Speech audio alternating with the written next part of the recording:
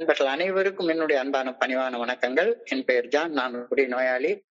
எல்லாம் வல்ல இறைவனோட அருளாலையும் தோழமையில் இணைந்து செயல்படுவதால் நான் பெற்றுக்கொள்ளக்கூடிய அனுபவம் தம்பு நம்பிக்கையாலையும் இன்னைக்கு ஒரே ஒரு நாள் நான் குடிக்கல, தெளிவா மன நிறைவா அமைதியா வாழ என்னாலான எல்லா முயற்சிகளையும் செய்து கொண்டிருக்கின்றேன்.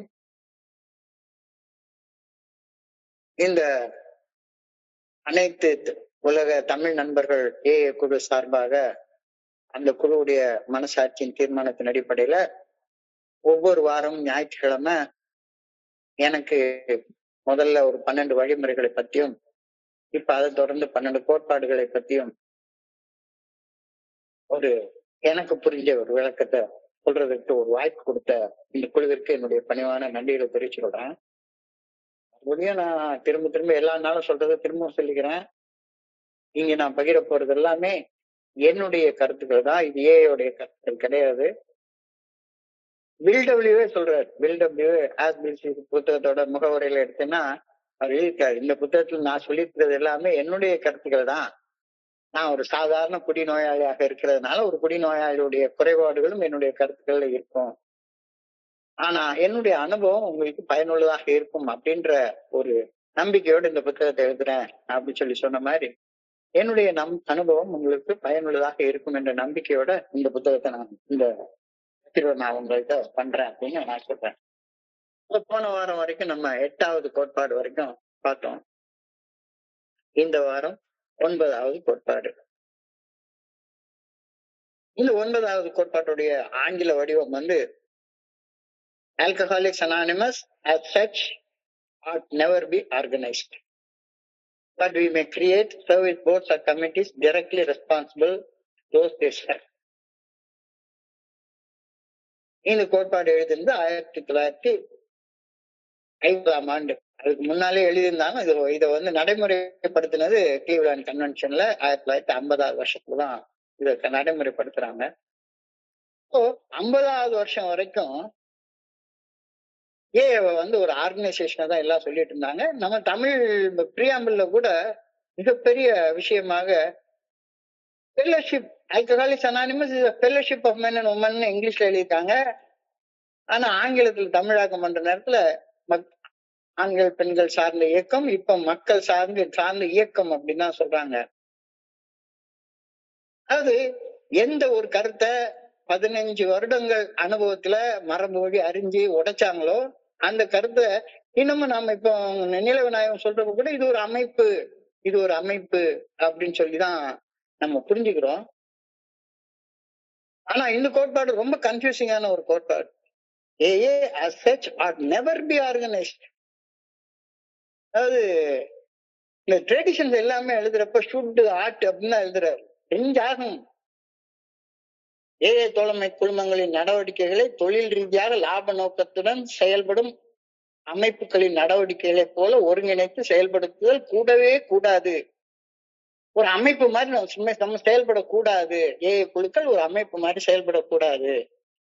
ஆனால் ஆனால் ஆனால் பணி செய்பவர்களுக்கு நேரடியாக பொறுப்பேற்கும் சேவை மையங்கள், குழுக்கள் ஆகியவற்றை நம்ம உருவாக்கலாம். என்னடா இது தலையும் புரியல வாழும் புரியல அப்படின்ற மாதிரியான ஒரு கோட்பாடாக தெரியுது. சரி, இதோடைய நீண்ட வடிவத்தை எடுத்து பார்ப்போம். நீண்ட வடிவத்தில் ஏதாவது புரியுதான்னு பார்ப்போம் அப்படின்னு சொல்லி பார்த்தா, ஏஐ தோழமையின் ஒவ்வொரு குழுவிற்கும் குறைந்தபட்ச அமைப்பு ரீதியான நடவடிக்கைகள் தேவைப்படும் அப்படின்னு ஆரம்பத்துல நாம கருதினோம். சுழற்சி முறையில் தலைமை பொறுப்பை வைத்துக் கொள்ளுதல் சிறப்பானது. ஒரு சிறிய ஏஏ குழு தனது செயல்பாட்டுக்கு தேவையான செயலாளரை மட்டுமே தேர்வு செய்து கொள்ளலாம். ஒரு பெரிய குழு தனது நிர்வாகத்தை கையாள சுழற்சி முறையில் ஒரு நிர்வாக குழுவை தேர்வு செய்து கொள்ளலாம். பெருநகரங்களில் செயல்படும் ஒரு மிகப்பெரிய குழு தங்களுடைய மைய நிர்வாக குழுவை சுழற்சி முறையில் தேர்ந்தெடுத்து ஒரு முழு நேர செயலாளரை அமர்த்தி கொண்டு செயல்படலாம். ஒரு பிராந்தியத்தின் அறங்காவலர்கள் தான் ஏஏ தோழமை செயற்குழுவின் உறுப்பினர்களாக ஆகின்றனர். இந்த அறங்காவலர்கள் ஏஏ தோழமையின் கோட்பாடுகளின்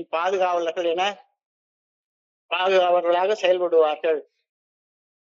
ஏஏ தோழமை உறுப்பினர்கள் மனமோந்து அளிக்கும் பங்களிப்பை பெற்று நியூயார்க் நகரில் உள்ள ஏஏ தோழமையின் பொது சேவை மையம் இயங்குகின்றது. நமது ஒட்டுமொத்த பொது தொடர்பு கொள்கையை கையாளும் உரிமையை ஏஏ தோழமையின் பொது சேவை மையத்திற்கு ஏஏ தோழமையின் குழுக்கள் வழங்கியுள்ளன. தோழமையின் மையம் செய்தி ஊடகங்களில் நம்மை குறித்து வரும் செய்திகள், கிரேக்கோ இதழில் வரும் செய்திகள் ஆகியன நமது ஒருமைப்பாட்டிற்கு பங்கம் ஏற்படாது பதிப்பிக்கப்படுவதை உறுதி செய்கின்றன. கஷ்டப்படும் மனிதர்களுக்கு பணி செய்யும் சேவை நோக்கத்தால் உந்தப்பட்டு நமது அறங்காவலர்கள் மற்றும் பிற தலைவர்கள் செயல்படுகின்றனர். தோழமைக்கு உண்மையுடன் பணியாற்றும் பணியாளர்களே நமது உண்மையான தலைவர்கள். நமது தலைவர்கள் தோழமையின் முழுமையான நம்பிக்கையை பெற்ற அனுபவமிக்க உண்மையான பணியாளர்கள். நமது தலைவர்கள் தாங்கள் பணி செய்ய தங்களுக்கு வழங்கப்பட்ட அதிகாரத்தை துஷ்பிரயோகம் செய்து தோழமையில் ஆட்சி அதிகாரம் செலுத்துவது இல்லை. இந்த உலகம் முழுமையும் அவர்களது பணியை வியந்து பாராட்டுவதே அவர்கள் பயனுள்ள வகையில் பணி செய்வதற்கு சான்றாக அமையும். ரொம்ப நீளமா எழுதியிருக்காங்க, ரொம்ப நீளமா, எல்லாத்தோட நீண்ட வடிவம் இந்த 9வது கோட்பாட்டுக்கு தான் இருக்குது. ரொம்ப நீண்ட வடிவம். இது அப்படியே லாங் ஃபார்ம், ட்ரெடிஷனுடைய லாங் ஃபார்ம் அப்படியே நான் படிச்சிருக்கிறேன். பில்டபிள்யூ எழுதி அந்த கிளீவ்லாந்து கன்வென்ஷன்ல ஒப்புக்கொள்ளப்பட்ட ஒரு ஃபார்ம். அதோடைய சுருக்கமான வடிவம் The Fellowship of Alcoholics Anonymous ought never be organized. But we may create service boards or committees directly responsible to those they serve. தோழமையின் குழுக்களின் நடவடிக்கைகளை தொழில் செயல்படும் அமைப்புகளின் நடவடிக்கைகளைப் போல ஒரு நாளும் ஒருங்கிணைத்து செயல்படுதல் கூடவே கூடாது. ought never be organized.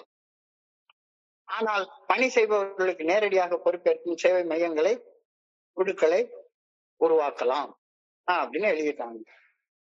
சத்தியமா வெறுமனை இதோட படிச்சுட்டு விட்டுட்டா ஒண்ணுமே புரிய மாட்டேங்குது. எனக்கு சத்தியமா புரியவே இல்லை.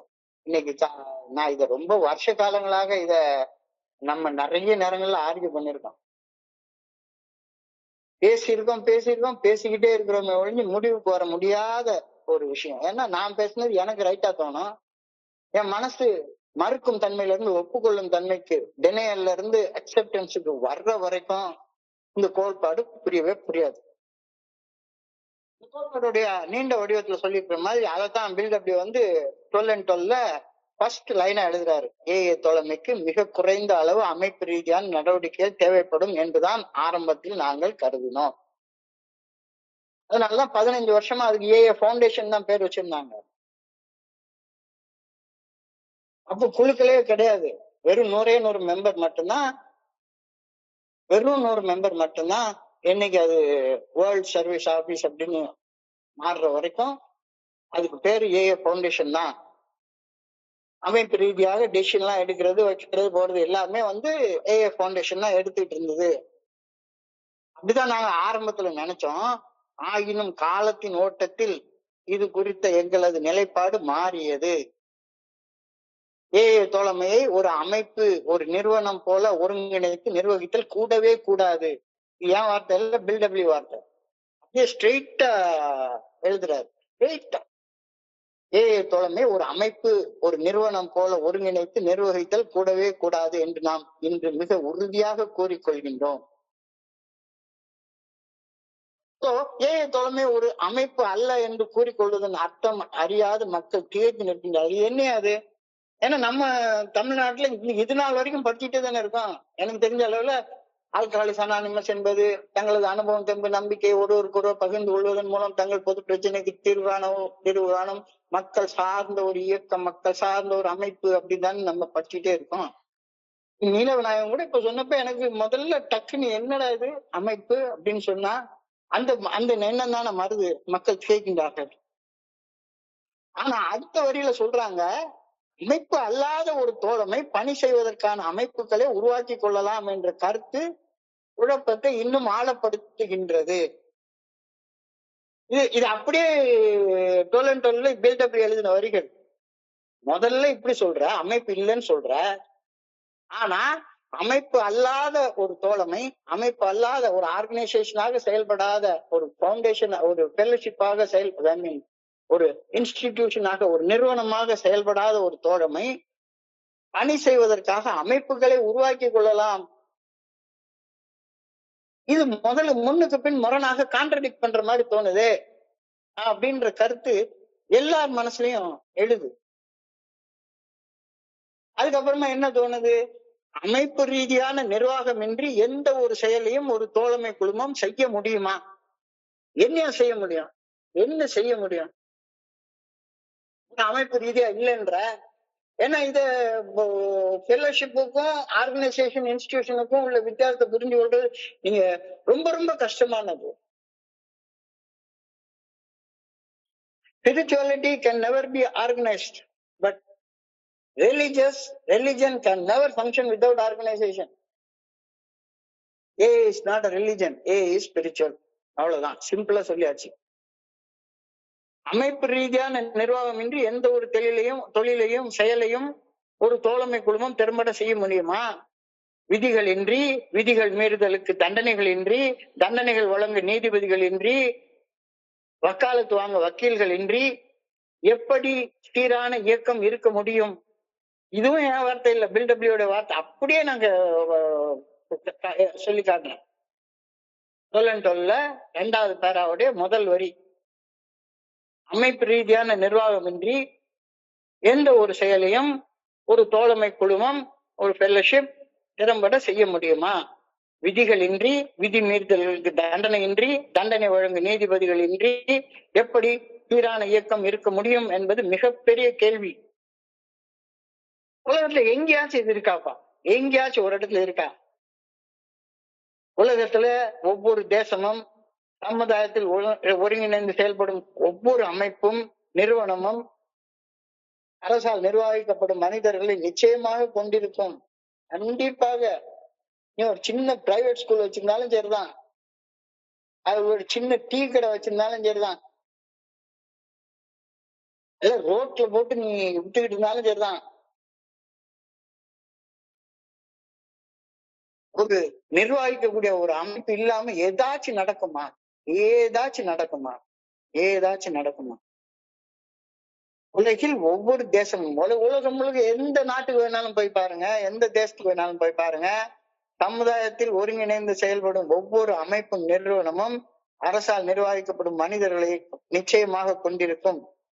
அரசாட்சி செய்யும் அதிகாரம் அமைப்பு ரீதியாக செயல்படுவதன் சாராம்சமாக உலகெங்கிலும் உள்ளடங்கி உள்ளதை நடைமுறை யதார்த்தத்தில் நாம் பார்க்கின்றோம், எல்லா இடத்துலயும். அதனாலதான் நமக்கே புரிய மாட்டேங்குது. ஒரு ஃபெல்லோஷிப்னு சொல்லணும்பா, அத ஒரு ஆர்கனைசேஷன், ஒரு இன்ஸ்டிடியூஷன், ஒரு நிர்வாகம் அப்படின்னு சொல்லக்கூடாது அப்படின்னு சொன்னா புரியவே மாட்டேங்குது. எப்படி இருக்க முடியும்? எப்படி இருக்க முடியும்? எப்படி இருக்க முடியும்? ஏஐடைய ட்ரெடிஷனுக்கு கஸ்டோடியன் சொல்லப்படக்கூடிய ட்ரஸ்டீஸ்டே போய் ட்ரெடிஷன் என்னன்னு கேட்டோம்னா சரிதான், இல்ல ஏஐ ஒரு அமைப்பு தான் வாசிட்டு அலைஞ்சிட்டு இன்னைக்கு உட்கார்ந்துட்டு இருக்கோம், அது திருத்த கூட நமக்கு முடியலையே. மக்கள் சார்ந்த இயக்கம் அப்படின்னு தானே இன்னைக்கு சொல்லிட்டே உட்கார்ந்துருக்கோம். அவங்க ஃபெல்லோஷிப்னு சொல்லியிருக்காங்க. அதனாலதான் நிறைய நண்பர்கள் ஆங்கிலத்துக்கும் தமிழுக்கும் இடையில ஏகப்பட்ட வித்தியாசம் கிடக்குதப்பான்னு சொல்லிட்டு அலையறாங்க. ஏன் தமிழ்ல தோழமைன்ற ஒரு வேர்டு ஃபெல்லோஷிப்னு ஒண்ணு இருக்கு. ஃபெல்லோஷிப் அப்படின்றதுக்கு தோழமை, ஐக்கியம் அப்படின்றதுதான் தமிழ்ல பொருள். தூய தமிழ்ல எடுத்துக்கொண்டோமானா. அதனாலதான் நான் ஏஏ தோழமை தோழமை அப்படின்னு சொன்னா அதை நான் ஏஏ ஃபெல்லோஷிப் அப்படின்னா ஏஏ தோழமைன்னா நான் பொருள் கொள்றேன். இப்ப இந்த உலகத்துல இருக்கக்கூடிய எல்லாத்துக்கும் விதி விலக்காக ஏஏ தோழமை செயல்படுகின்றது. இதுவும் பில்டபிள்யூடைய வார்த்தை தான். ஏஏ தோழமையின் தலைமையகம் ஏஏ தோழமையின் குழுக்களுக்கோ தனியொரு உறுப்பினருக்கோ சிறியதொரு வழிகாட்டுதலையோ உத்தரவையோ ஆணையோ பிறப்பிப்பது கிடையவே கிடையாது. இதை நீலவிநாயகம் அழுத்தி சொன்னாரு. தலைமையகத்துல இருந்தோ இல்ல எங்க இருந்தோ யாரு என்னன்னாலும் சரிதான், ஃபெல்லோஷிப்ல உள்ள ஒரு தனி உறுப்பினருக்கு சிறியதொரு வழிகாட்டுதலையோ உத்தரவையோ ஆணையோ பிறப்பிப்பது கிடையவே கிடையாது. உறுப்பினர்களை தண்டிப்பது என்ற பேச்சுக்கே இடம் கிடையாது. நீ குழு விட்டு எழும்பி வெளியே போ,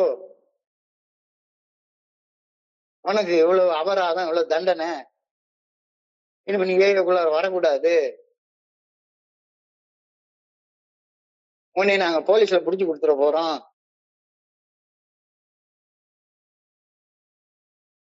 ஏஐ உறுப்பினர்களை தண்டிப்பது என்ற பேச்சுக்கே இடம் கிடையாது ஏஐ தலைமையில. இம்முயற்சிகளை செய்து பார்த்து பரிதாபமாக தோற்று போன பின்னரே 15 வருஷங்கள் கழிச்சு மரபு வழியாக அறியப்பட்ட பட்டறிவால் நாங்கள் இந்த கோட்பாட்டை எழுதினோம் அப்படின்னு பில்டபிள்யூ சொல்றாரு. 15 வருஷம் கழிச்சு பல அடி வாங்கி இதெல்லாம் பண்ணி முடிச்சதுக்கு அப்புறம் தான் இந்த கோட்பாட்டை நாங்கள் எழுதினோம் அப்படின்னு சொல்றாரு. ஆரம்பத்துல எங்களுக்கு அப்படிதான் தோணுச்சுது. ஆரம்பத்துல எல்லாருக்கும் தோன்ற மாதிரி ஆர்கனைசேஷன் இல்லாம எப்படிப்பா பண்றது? ஒரு குழுன்னா ஒரு சேர் பர்சன் உட்காராம எப்படி பண்ண முடியும்? நீங்க குழுல இப்ப பாபு சாரு, நீலநாயகன் சாரு இவங்க எல்லாம் இல்லாம இந்த குழு எப்படி நடக்கும்? இதுக்கு ஒரு பேரு, இதுக்கு ஒரு அங்கீகாரம், இதெல்லாம் வைக்காம எப்படி இருக்க முடியும்? மினிமம் ஆர்கனைசேஷனாவது தேவைப்படும் தானே.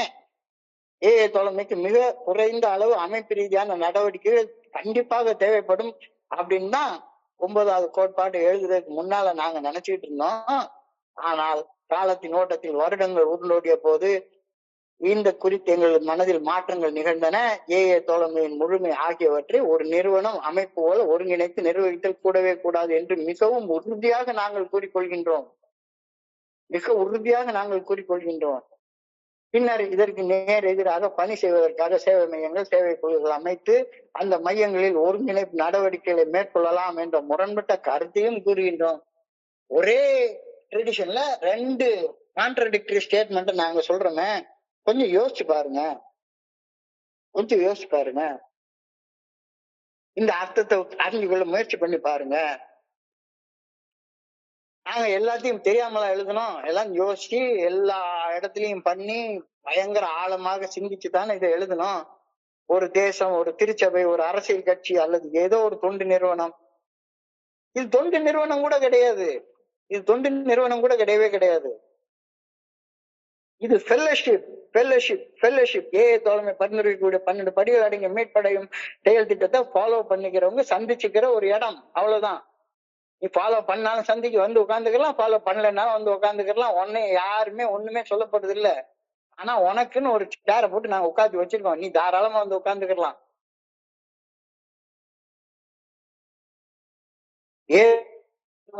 இதுல உறுப்பினர் சேர்க்கைக்கான தகுதிகளும் உறுப்பினர்கள் கடைபிடித்து அனுசரிக்க வேண்டிய விதிகளும் இல்லாமல் அமைப்பு நிறுவனம் இயங்குவது சற்றேனும் சாத்தியப்படுமா? படவே படாதில்ல. தங்களது அமைப்பில் நிறுவனத்தில் இணைந்து செயல்படும் உறுப்பினர்கள் கடைபிடிக்க வேண்டிய ஒழுங்கு விதிகளையும் விதி மீறலுக்காக எடுக்கப்பட வேண்டிய நடவடிக்கைகளையும் நிர்ணயிக்காது எந்த ஒரு அமைப்போ நிறுவனமோ செயல்படுத்துவது சாத்தியப்படுமா? விதி மீறி குற்ற செயல்கள் செய்வதற்கு தண்டனை வழங்கவும் அத்தகையோரை நிறுவனத்தில் அமைப்பில் இருந்து வெளியேற்றவும் அந்த நிறுவனத்தில் இணைந்து செயல்படுவோர் யாரோ ஒரு மனிதருக்கு அதிகாரத்தையும் அமைப்பு ரீதியான செயல்படும் ஒரு அமைப்பிலும் கண்டிப்பாக ஒரு மனுஷன் அப்பாயிண்ட் பண்ணி தானே வச்சிருப்பாங்க.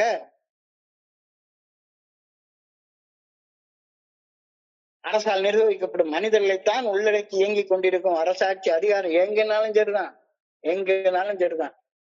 ஒரு நிர்வாகம்னு ஒண்ணு இருக்கும், சட்டம்னு ஒண்ணு இருக்கும். அந்த சட்டத்தை கடைபிடிக்கிறதுக்கு மக்களுக்கு அந்த காவல்துறைன்னு ஒண்ணு இருக்கும்.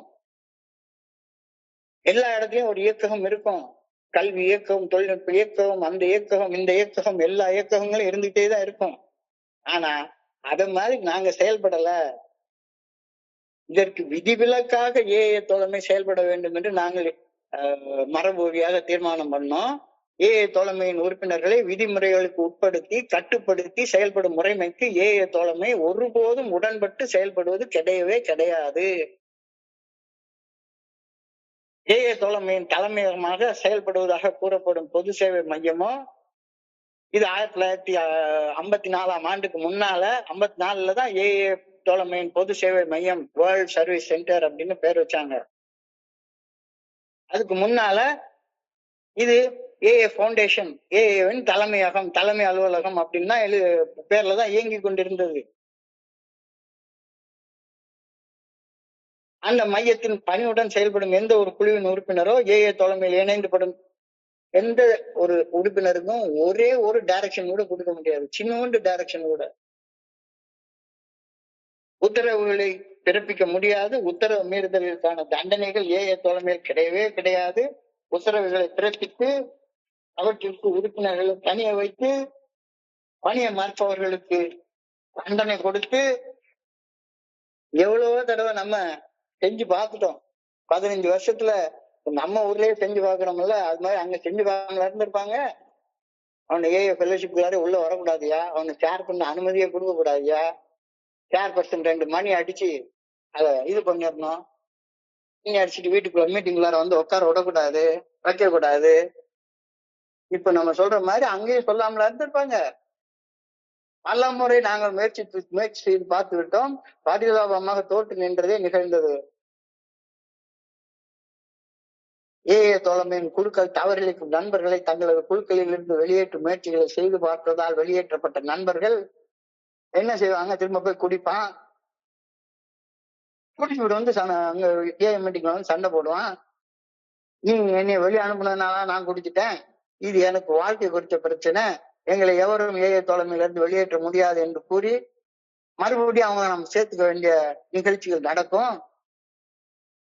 மீண்டும் மீண்டும் தடிக்கு சறுக்கி விழுந்து கொண்டிருக்கும் மோசமான நிலையில் வாழ்ந்து கொண்டிருந்த நண்பரிடம் 12வது வழிமுறையில் செயல்படாதீர்கள், உனக்கு எல்லாம் 12வது வழிமுறையில் செயல்படுறதுக்கு இதே கிடையாது, 12 ஸ்டெப்ல இப்படித்தான் பண்ணணும் அப்படித்தான் பண்ணணும் அப்படின்னு எத்தனையோ பேம்ப்ளெட்லாம் உங்களுக்கு கொடுக்கப்பட்டிருக்கிற ஒரு ஒரு ஆலோசனைகள் மட்டும்தான். அதெல்லாம் கட்டளைகள் நெறிமுறைகள் கண்டிப்பா கிடையாது, கண்டிப்பா கிடையாது. 12வது வழிமுறையில் எப்படி செயல்படுகின்றேன் அப்படின்றது ஒரு தனி மனிதனுடைய முழுமையான தனிப்பட்ட சுதந்திரம். அது ஏஐ தோழமை பரிந்துரைக்கும் 12 படிகள் அடங்கிய செயல் திட்டத்தை கையில கொடுத்தாச்சு. எப்பா உன் கையில கொடுத்துட்டேன், உன் கையில கொடுக்கல, உன் காலடியில குடிஞ்சு வச்சுட்டேன், குனிஞ்சு வச்சுட்டேன். நீ எடுத்துக்கொண்டு அதை நீ சௌகரியத்துக்கு தக்கவாறு எப்பயாவது செயல்பட்டுக்கோ. உன்னை வழி காட்டுற வேண்டிய வேலை எல்லாம் எனக்கு கிடையாது, எனக்கு இல்லை, எவருக்குமே கிடையாது அப்படின்னு இந்த கோட்பாடு சொல்லுது. Never try to organise a 12 step work. Never never never never never. ஆலோசனைகள் சொல்லுங்க, இந்த இந்த பட்டியல போட்டு பாருங்க, அந்த பட்டியல போட்டு பாருங்க, அப்படி சொல்லுங்க, இப்படி செய்யுங்க, என்ன வேணா சொல்லுங்க. ஆனா எல்லாமே ஆலோசனைகள் தானே ஒழிஞ்சு கட்டளைகள் கிடையவே கிடையாது. கட்டளைகளை மீறுறதுக்கு தண்டனைகளும் கிடையவே கிடையாது. ஏஐ தோழமையின் மூத்த நண்பர்களின் அறிவுரைகளையோ ஆலோசனைகளையோ இளையவர்கள் கேட்க மாட்டார்கள் அப்படின்ற அர்த்தம் இதுக்கு கிடையவே கிடையாது. அறிவுரைகள் அணைகளாக ஒரு நாளும் ஏஐ தோழமையில் ஏற்றுக்கொள்ளப்பட மாட்டாது. நீ எவ்வளவு வேணாலும் அறிவுரை சொல்லு, ஆலோசனை சொல்லு, என்ன வேணாலும் சொல்லு, 1 மணி நேரம் வேணாலும் பகிர்ந்து கொள்ளு, நான் பொறுமையோட உட்காந்து கேட்டுட்டு இருக்கேன். ஆனா இப்படி செய்யலைன்னா நீ ஏஐ மீட்டிங் நாளையில இருந்து வரக்கூடாது. இந்த ட்ரீட்மெண்ட் சென்டர்ல சொல்லுவாங்கல்ல, நீ செரினிட்டி பிரேயரை மனப்பாடம் பண்ணி சொல்ற வரைக்கும் உனக்கு சாப்பாடு கிடையாது. அந்த வேலையெல்லாம் இங்க கிடையாதப்பா. நீ செரினிட்டி பிரேயரை சொல்லு, சொல்லாம இரு, நீ 7 மணிக்கு வா, இல்ல 8 மணிக்கு வா, 8:30 மணிக்கு வா, நல்ல கடைசியில பிரேயர் சொல்ற வரைக்கும் வா, எப்படி வேணாலும் வந்துட்டு போ. அறிவுரைகள் ஆணைகளாக குடிநோயாளிகளால ஒரு நாளும் ஏற்கப்பட மாட்டாது அப்படின்ற அந்த உண்மையை புரிந்து கொண்டு குடிநோயாளிகளுக்காக எழுதப்பட்ட கோட்பாடு தான் இது. மிகுந்த ஞானத்துடன் செயல்படும் மூத்த நண்பர்கள் ஏஐ தோழமையில் பிரபலமற்றவர்களாக இருப்பது இயற்கை. ஏன் வார்த்தை இல்லைங்க, இது பில்டபிள்யூட வார்த்தை, வார்த்தை. மிகுந்த ஞானத்துடன் செயல்படும் மூத்த நண்பர்கள் ஏஐ தோழமையில் பிரபலமற்றவர்களாக இருப்பது இயற்கை. அத்தகைய ஞானமுள்ள மூத்தவர்கள் ஏஐ தோழமையின் குழு இப்படித்தான் நடத்தப்பட்டாக வேண்டும் என்று, இத்தகைய செயல்பாடு நன்மை படக்கும் என்று ஆலோசனைகளை சொல்லிக்கிட்டே இருப்பாங்க. எவ்வளவு காலத்துல ஊதுங்க, சங்கு மாதிரி ஆகிட்ட கூடாது. இந்த கோட்பாடு எதுக்காக எழுதப்பட்டது, இந்த கோட்பாடு மீட்டிங்க நம்ம எதுக்காக நடத்திட்டு இருக்கோம், இந்த கோட்பாடு என்னதான் சொல்ல வருது, இன்னமும் உட்கார்ந்துக்கிட்டு நம்ம இதே மாதிரி ஏங்கிற ஒரு நிறுவனம், ஒரு அமைப்பு, மக்கள் சார்ந்த அமைப்பு, நிறுவனம் அப்படின்னு நினைச்சிட்டு இருந்தோம்னா, ஒரு இன்டர் குரூப்ன்றது ஒரு அமைப்பு, ஜிஎஸ்ஓன்றது ஒரு அமைப்பு, டபிள்யூஎஸ்ஓன்றது ஒரு அமைப்பு, ஆனா ஏஐ குரூப்ன்றது ஒரு அமைப்பு இல்ல. அழகா 2 பிரிச்சு சொல்றாங்க, இதுல அழகா சொல்றாங்க. இப்போ நீ ஏதாச்சும் ட்ரெடிஷன் பிரேக் ஆச்சு வச்சு போயிடுச்சு அப்படி சொல்லிட்டு ஏதாச்சும் ஒண்ணு சொல்லன்னா என்ன ஆகும், குழு உடையும், இன்டர் குரூப் உடையும், ஜிஎஸ்ஓ உடையும், எல்லாம் உடையும். ஏன் முழுமைன்றது உடையவே உடையாது. முழுமைன்றது உடையவே உடையாது. நீர் அடிச்சு நீர் விலகவே விலகாது. ஆனா கல் அடிச்சா உடைஞ்சிரும். ஆர்கனைசேஷன்ன்றது கல்லு மாதிரி, தோழமைன்றது தண்ணி மாதிரி. தோழமை எவ்வளவு வேணாலும் வெட்டு, குத்து, என்ன வேணா பண்ணு, அது ஒரு நாள் உடையாது. ஆனா கல்லு போல இருந்தேன்னா உடைஞ்சிருவேன். கல்லு போல இருந்தேன்னா உடைஞ்சிருவேன். கல்லு போல இருந்ததுனாலதான் உடஞ்சு உடஞ்சு உடஞ்சு உடஞ்சு இத்தனை இன்டர் குரூப் உட்கார்ந்துருக்கு. சோ ஆலோசனைகளை இந்த மாதிரி ஒழுங்காக சொல்லிக் கொண்டிருக்கும் நண்பர்கள் ஆப்போசிட் பார்ட்டில இருந்து எப்பொழுதுமே பயங்கரமான விமர்சனங்களை சந்திச்சுக்கிட்டே இருப்பாங்க. கேலி கிண்டல் அது இப்படி இருக்கும். என்னையா இவர் ஒருத்தர் தான் பெரிய மெம்பரா, இவ்வளவு நாள் இத்தனை வருஷங்கள் அவர் சொன்னாரா, 57ல தமிழ்நாட்டுக்கு வந்துச்சு. ஏன்னா 57ல தமிழ்நாட்டுக்கு வந்தது, சாரி இந்தியாவுக்கு வந்தது அப்படின்னு சொன்னா எனக்கு உண்மையிலே எனக்கு அந்த அந்த வருடம் மறக்கவே காரணம், நான் 57ல பிறந்தவன். நான் பிறகுறப்பே ஏன்னு ஒண்ணு வேணும்னு சொல்லி யாரோ கடவுள் வந்து டெல்லியில ஒருத்தர் கொண்டாந்து வச்சு, டெல்லியில உள்ளவர் பம்பாயில உள்ள ஒருத்தருக்கு கடிதம் போட்டு 2 பேரும் சந்திச்சு தோழமை 57 எனக்காகவே நிறுவப்பட்டதுன்னு நான் நினைச்சுப்பேன். நிறுவப்பட்டதுன்றதுக்கு அப்புறமா அதை பாட்டிச்சு புரிஞ்சு எல்லாம் பண்ணி முடிச்சு யாருக்கிட்ட என்னுடைய ஸ்பான்சரு, என்னுடைய குருஜி இவங்க எல்லாம் கேட்கறத கேட்டு நான் கூட்டத்துக்கு வந்து சொன்னேன்னா சரிதான். கிண்டல் கேள்வி. இத்தனை வருஷம் இல்லாத இவர் தான் கண்டுபிடிச்சிட்டாரா, பிரியாம்பிள்ளையே தப்பு கண்டுபிடிக்கிறாரு அப்படின்னு கேள்வி கிண்டலும் பேசு பொருளாகவும் மாறி இருக்கிறது நடந்துட்டே தான் இருக்கும். தோழமை நிர்வாகத்தை கண்காணிக்க தோழமையின் தலைமையகம் உருவாக்கப்பட்டதாக நண்பர்கள் கருதக்கூடும். இன்னில விநாயகம் அதுதான் சொன்னாரு. தோழமை நிர்வாகத்தை கண்காணிக்க தோழமையின் தலைமையகம் உருவாக்கப்பட்டதாக நண்பர்கள் கருதக்கூடும். தோழமையின் குழுக்களையோ அல்லது தோழமையின் அனைத்து குழுக்கள் என்ற அமைப்பையோ அல்லது தனி மனிதர்களையோ கட்டுப்படுத்தி செயல்படும் ஒரு அமைப்பாக தோழமையின் தலைமையகத்திற்கு இக்கோட்பாட்டில் விதி விலக்கு கொடுக்கப்படவே இல்லை. நிர்வாக ரீதியாக அப்பப்ப ஏதாச்சும் ஒரு சின்ன சின்ன வேலைகளை செய்யறதுக்கு அவங்களுக்கு அதிகாரம் கொடுக்கப்பட்டிருக்கிறது. அமைப்பு ரீதியாக அவங்களுக்கு அதிகாரம் கொடுக்கப்பட்டிருக்கிறது. அவங்க குழுல இருந்து வெளியே போய் தனியா செஞ்சுப்பாங்க. இன்டர் குரூப்புக்கும் சம்பந்தமே கிடையாது. குரூப்புக்கும் மெம்பருக்கும் சம்பந்தமே கிடையாது. எப்ப சம்பந்தம் உருவாகுது, எந்த ஒரு நண்பர் இவரும் 12 படிகள் அடங்கிய மீட்படையும் செயல் திட்டத்தை இறைவனுடைய கருத்தை பற்றி இருக்கிறாரு, இன்னொருத்தர் இறைவனுடைய கருத்தை பற்றி இருக்கிறார், அந்த ஒற்றுமை இல்லாம குழுவே கிடையாது. அந்த ஒற்றுமை இல்லைன்னா குழுவே கிடையாது அப்படின்னு சொல்லி தெளிவா சொல்லிட்டோம்ல, முதல் கோட்பாட்டிலேயே சொல்லிட்டோம்ல. அப்ப யாருக்குமே அதுல இருந்து விதிவிலக்கே கிடையாது. தலைமையகத்தில் பணியாற்றும் நண்பர்கள் திறம்பட செயல்பட வேண்டும் எனில் அவர்களுக்கு ஓரளவு அதிகாரங்கள் தேவைப்படும். பிக் புக் அடிக்கணும் அப்படின்னா பிக் புக் அடிக்கிறதுக்கு ஒரு காசு தேவைப்படும். அந்த காசு யாருக்கிட்டையாவது கிட்டியில கணக்கு பண்ணணும். ஒரு எந்த பிரஸ்ல போய் அடிக்கணும்னு பண்ணணும், என்ன குவாலிட்டி பேப்பர்ல அடிக்கணும்னு பண்ணணும், அதுக்கு ரேட் வாங்கணும், கொட்டேஷன் வாங்கணும், கம்பேரிட்டிவ் ஸ்டேட்மெண்ட் போடணும், அந்த டெண்டரை பிரிண்டிங் ஆர்டர் யார் கொடுக்கறது அப்படின்ற ஒரு அதிகாரம் தேவைப்படும். இதெல்லாம் நிச்சயமான உண்மைதான். ஆனால் வெகு காலத்திற்கு முன்னரே தோழமையின் தலைமையகத்தில் பணியாற்றும் ட்ரஸ்டீஸும் அறங்காவலர்களும் பிற நண்பர்களும் தோழமையின் குழுக்களுக்கு அல்லது தனியார் உறுப்பினர்களுக்கு உங்களுக்கு ஒரு ஸ்பெஷல் ஒர்க் கொடுத்திருந்தாங்கன்னு அதை செய்வாங்களே ஒழிஞ்சு தனி உறுப்பினர்களுக்கு ஒரு நாளைக்கு என்னமே சொல்லிட்டு அலைய மாட்டாங்க. அவங்கள ஒரு வேலையை செய்யறதுக்காக கொடுத்திருக்காங்க. ஆர்கனைசேஷன் நம்ம நீன சொன்னாரு, குழுக்கள் தான் மேல இருக்கு. WSO சேர்மன் வந்து கீழே இருக்காரு. நம்ம என்ன சொல்றோமோ அதை செய்யறதுக்கு அவரு. ஆனா எந்த ஒரு நிறுவனமும் எப்படி இருக்கும், மேல சிஇஓ இருப்பாரு, கீழே பணியாளர் இருப்பான். அதுக்கு பேரு நிறுவனம், ஆர்கனைசேஷன், இயக்கம், இன்ஸ்டிடியூஷன். அப்படிதான் இருக்கும். மேல சிஇஓ இருப்பாரு, கீழே தொழிலாளர் இருப்பான். ஆனா ஃபெல்லோஷிப் எப்படி இருக்கும், மேல தொழிலாளர் இருப்பான், கீழே சிஇஓ இருப்பாரு. WSO சேர்மன் வந்து கீழே இருப்பாரு. நம்ம சொல்ற வேலையை செய்யறதுக்காக வச்சிருக்கிற வேலைக்காரர் அவரு.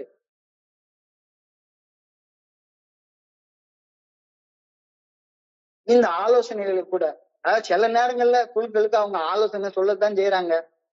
ஆனா ஆரம்ப காலகட்டத்தில் இந்த ஆலோசனை சொல்லி அந்த ஆலோசனைகள் பிரிக்கப்படாம பட்டு பட்டு பட்டு பட்டுன்னு ரெண்டு ரெண்டா உடைஞ்சு உடைஞ்சு போனதை பார்த்ததுக்கு அப்புறமாக ஆலோசனைகளை கூட நாங்க சொல்றதை நிறுத்திக்கிட்டோம். எங்களுக்கு நிர்வாக ரீதியாக செய்யப்பட்ட சில வேலைகளை தவிர வேற எந்த வேலையும் நம்ம செய்யறதே கிடையாது. அதாவது ஒரு ஒரு அந்த நெறிமுறையில எழுதியிருக்காங்க, யாருக்கு ஜிஎஸ்ஓ லெட்டர் எழுதினாலும் சரிதான், லெட்டர்ல இந்த வார்த்தையை சேர்க்காம எழுதவே கூடாதுன்னு ஒரு தீர்மானமே போட்டிருக்காங்க. எங்க அவங்களுடைய போர்டு மீட்டிங்ல நிச்சயமாக இந்த காரியத்தை நீங்கள் விரும்பும் வகையில் கையாண்டு கொள்ள உங்களுக்கு முழு சுதந்திரம் உண்டு. இருப்பினும் பெரும்பாலானோரது அனுபவம் இப்படியாக உள்ளது, அதனால இப்படி செஞ்சா நல்லா இருக்கும். இந்த வார்த்தைகளுடன் தான் ஜிஎஸ்ஓல இருந்தோ டபிள்யூஎஸ்ஓல இருந்தோ நமக்கு ஆலோசனைகள் வழங்கப்படுவது வழக்கம். ஆனா இதுக்கும் உலகத்தில் நடக்கக்கூடிய நிறுவனங்களுக்கும் ஏதாச்சும் வித்தியாசம் இருக்கா? நாளைக்கு கான்கிரீட் இருக்கும், நான் தான் அந்த சைட்டுக்கு இன்சார்ஜ் எக்ஸிக்யூட்டிவ் இன்ஜினியரா இருப்பேன். ஒருத்தன் வந்து அப்பதான் உட்காந்து நம்ம கிட்ட வந்து, சார் இதுல இது கோளாறு, அதுல அது கோளாறு. அடுத்த நாளைக்கு வந்து கிட்டத்தட்ட 500 ஒர்க்கரை ஆர்கனைஸ் பண்ணிருப்போம், கிட்டத்தட்ட 10 லட்சம் ரூபாய்க்கு மெட்டீரியல் வந்து சைட்ல இறங்கி இருக்கும். ஒரு நாள் 1 மணி நேரம் வேலை செய்யறது தாமதமானா அவ்வளவு நஷ்டமாகும். சர்வ சாதாரணமா ஒருத்தன் வந்து சொல்லிட்டு போவான், இதை இப்படி செய்யக்கூடாது, இதை இப்படி செய்யக்கூடாது. அப்ப நான் என்ன சொல்லுவேன், ஒரு நிறுவனமாக இருந்தா ஒரு அமைப்பாக இருந்தா வாயை மூடிட்டு சொன்னதை செய், கெட் அவுட் ஃப்ரம் ஹியர், அவ்வளவுதான். அந்த வார்த்தையை தான் சொல்லுவேன். உனக்கு பிடிச்சா இந்த மீட்டிங்ல உட்காரு, இல்லாட்டி எலும்பி வெளியே போயிட்டே இரு. நான் சொல்றதை செய்யறதானா இங்க மீட்டிங்ல உட்காரு, இல்லாட்டி வேணும் எலும்பி போயிட்டே இரு. நான் என்னுடைய நிறுவனத்துல அப்படித்தானே சொல்லுவேன். அப்படி நான் ஒரு தடவை இல்ல 1000 தடவை நான் சொல்லியிருக்கேன். 1000 தடவை இல்ல, 1000 தடவை சொல்லியிருக்கேன், 1000 தடவை சொல்லியிருக்கேன். சொன்னதை செய், நேரத்தை வேஸ்ட் பண்ணாத, இல்லாட்டி வேணா விளைவிக்கோ, இல்லாட்டி வேணா ஏறி மிதிச்சுட்டு போயிட்டே இருப்பேன்.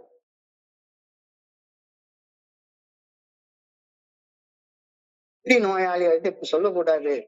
யாருகிட்டையும் இந்த கூட்டத்தை விட்டு எழும்பிப்போ, நான் சொல்றதை கேளு, இதை இப்படித்தான் செஞ்சாகணும், பிடிச்சா செய்ய, பிடிக்கலன்னா விட்டுட்டு போயிரு. இந்த வார்த்தைகள் எல்லாம் ஆணவத்துடைய உச்சகட்டமான வார்த்தைகள். இது வந்து ஏல கிடையவே கிடையாதுன்னு சொல்ல வர்றாரு. குடிநோயாளிகளிடம் தனியாகவோ அல்லது மொத்தமாகவோ அவர்களை கட்டுப்படுத்தும் ஆணைகளை பிறப்பிக்க முடியவே முடியாது என்பதை நாங்கள் உறுதியாக கூறிக்கொள்கின்றோம். இதுவும் பில்டபிள்யூடைய வார்த்தை, ஏன் வார்த்தை இல்ல. மறுபடியும் வேணா டவுட் இருந்தா 12 and 12 புக் எடுத்து செக் பண்ணி பாத்துங்க. இன்னையாவது ஆர்கனைசேஷன் நடத்துறாங்க, இன்னையாவது ஃபெல்லோஷிப் நடத்துறாங்க. இந்த தருணத்தில் மதம் சார்ந்த மதவாதிகள் அப்போ இது இவர்கள் கீழ்ப்படியாமையே ஒரு புண்ணிய செயலாக ஆக்க முயற்சி செய்கின்றார்கள் அப்படின்னு நம்மளை பார்த்து சொன்னாங்க. ஒரு மனுஷனை அவன் இஷ்டத்துக்கு தாண்டவண்டித்தனமா உழவு ஓடுறதுக்கு அது ஒரு பெரிய புண்ணியம்னு வேற இவங்க நினைச்சிட்டு செயல்படுறாங்க அப்படின்னு அங்கலாய்க்க ஆரம்பித்தார்கள். மதவாதிகளுடன் இணைந்த மனநல மருத்துவர்கள் இவர்கள் குழந்தைத்தனமான செயல்படும் எதிர்மறைவாதிகள், இவர்கள் வளர்ந்து முன்னேற்றம் கண்டு சமுதாயத்துடன் பொருந்தி பயனுள்ள வகையில் ஒருபோதும் வாழ மாட்டார்கள். இது நம்மளுக்கு சைக்காட்ரிஸ்ட் எல்லாம் கொடுத்த ஸ்டேட்மெண்ட். அப்படிதான் சொன்னாங்க எல்லாரும், except a few. Doctor Silkworth, doctor Bob மாதிரி சில பேரை தவிர எல்லாருமே வந்து இவர்கள் கீழ்ப்படியாமே ஒரு புண்ணிய செயலாக ஆக்க முயற்சி பண்ணுகிறார்கள். இவர்கள் குழந்தைத்தனமாக செயல்படும் மனிதர்களை உருவாக்குகிறார்கள். இவர்களால சமுதாயத்துக்கு எந்த பயனும் இருக்காது, சமுதாயத்தோடு ஒரு குத்து வாழவே மாட்டார்கள். சாதாரண மக்கள் அமெரிக்காவில் 1950 ட்ரெடிஷன் வந்ததுக்கு அப்புறமாக இந்த ட்ரெடிஷனை படிச்ச சாதாரண மக்கள் எங்களால் இவர்களை புரிந்து கொள்ளவே முடியவில்லை. இவர்கள் புத்தி பேதலித்தவர்களாக இன்னமும் வாழ்ந்து கொண்டிருக்கிறார்கள். குடிச்சப்பதான் அவன் புத்தி பேதலித்து என்னமோ சொல்லிட்டு அலைஞ்சிட்டு இருந்தான். இப்ப என்னடான்னா ரெண்டு முன்னுக்கு பின் முரணாக சொல்றான். இது ஒரு இயக்கமே இல்லைன்றான், ஃபெல்லோஷிப்ன்றான். ஃபெல்லோஷிப்னா என்னது? ஃபெல்லோஷிப்புக்கு ஒரு இயக்க ரீதியான நடவடிக்கைகள் தேவை கிடையாதா? இவர்கள் புத்தி பேதலித்தவர்களாக இருப்பார்கள் போல சாதாரண ரோட்டில் நடந்து போறோம் சொல்லிட்டு அவன் மட்டும் அலுப்போட சொல்லிட்டு போயிட்டே இருக்கிறான். வெளியில் இருந்து ஏஏ தோழமையை பார்க்கும் இத்தகைய பார்வையாளர்கள் ஏஏ தோழமையின் தனித்தன்மை வாய்ந்த ஒரு அம்சத்தை கவனிக்க தவறிவிடுகிறார்கள். அதைத்தான் பில்டபிள்யூ சுட்டி காட்டுறாரு. ஏஏ தலைமையில் இணைந்து செயல்படும் ஒரு நண்பர் ஏஏ தலைமை பரிந்துரைக்கும் 12 படிகள் அடங்கிய மீட்படையும் செயல் திட்டத்தை தனது வாழ்க்கை முறையாக பின்பற்றி வாழ தவறுவார் எனில் அவன் 40 வருஷம் சோபரா இருந்தாலும் சரி, எத்தனை வருஷம் சோபரா இருந்துட்டு அடுத்தவனை பத்தி கெட் அவுட்னு சொல்ற நண்பராக இருந்தாலும் சரி, மனிதர் தனது சொந்த மரண தண்டனை தீர்ப்பை தானே எழுதி கொள்கின்றார். இதை கவனிக்க மறந்துடுறாங்க. கடவுள் எல்லாருக்கும் சுய விருப்பம்னு ஒண்ணு கொடுத்திருக்காரு. அந்த சுய விருப்பத்தை என்னைக்குமே கடவுள் மாத்துறதே கிடையாது.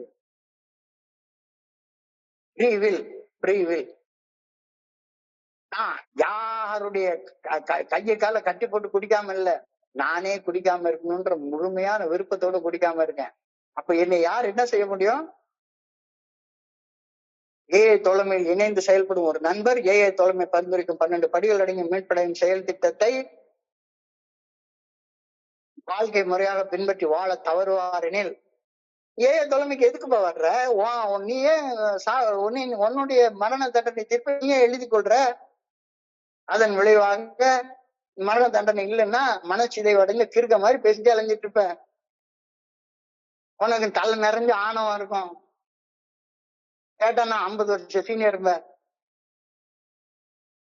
அதன் விளைவாக மனச்சிதைவும் ஒரு குடிநோயாளிக்கு அதிகாரத்தில் இருக்கும் மனிதர்கள் விதிக்கும் தண்டனை அல்லவே. இது இந்த தண்டனை யார் விதிச்சா? இந்த மனச்சிதைவ யார் விதிச்சா? இது குடிநோய் ஒரு விதிக்கக்கூடிய மனச்சிதைவு தண்டனை.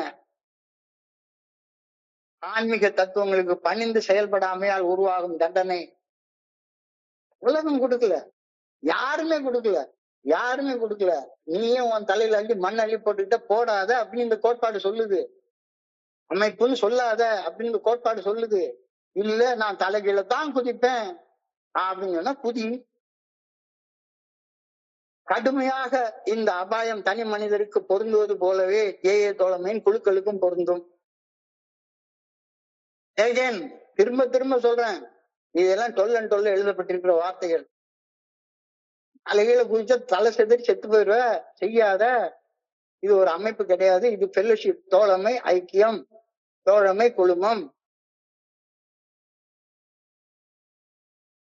ஏஏ தோழமை பரிந்துரைக்கும் 12 கோட்பாடுகளுக்கு உட்பட்டு செயல்பட ஒரு ஏஏ தோழமையின் குழு மறுத்தால் அது சீர்கெட்டு சிதைந்து போய் செத்து போய்விடும். ஏஏ தோழமை சாகவே சாகாது. ஏஏ தோழமை ஒரு நாளும் சாகாது. அது அப்படியே இருக்கும்.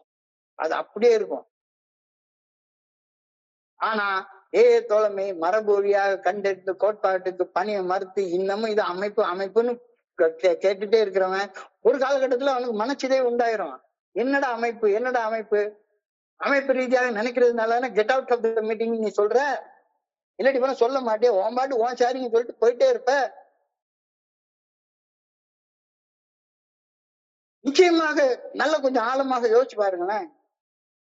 ஏஏ தோழமையில் குழுக்களில் இணைந்து செயல்படும் நாம் ஆரம்ப காலங்களில் கட்டாயத்தின் அடிப்படையில ஆன்மீகத்துக்கு பணிஞ்சு நடந்தோம். ஆரம்பத்துல செத்து போயிடுமோன்ற பயம், அதனால குடிக்காம இருந்தோம். காலம் செல்ல செல்ல அத்தகைய பணி உருவாக்கும் அற்புதமான வாழ்க்கையை முழுமையாக நேசித்து பணிகின்றோம். மிக ஆழமான துன்பம் மற்றும் மிக ஆழமான அன்பு ஆகிய இரண்டுமே நம்மை ஒடுக்கத்துடனான வாழ்க்கையை வாழ வைக்கின்றன. நம்மை நெறிப்படுத்த வேறு எந்த கட்டுப்பாடுகளும் அமைப்பும் நிறுவனமும் நமக்கு தேவையே இல்லை அப்படின்னு காலில் ஒட்டின தூசி மாதிரி உதறி போட்டுட்டோம். காலில் ஒட்டின தூசி மாதிரி இதை ஒரு அமைப்பு வேண்டாம், அமைப்பாக நிறுவ வேண்டாம்னு தூசி மாதிரி உதறி போட்டுட்டோம். அதுக்கப்புறம் எதுக்கு அமைப்புன்னு சொல்லிட்டு அலையிறோம்? கேட்டா கேட்கறாங்க, கேட்கலன்னா விட்டு போறாங்க.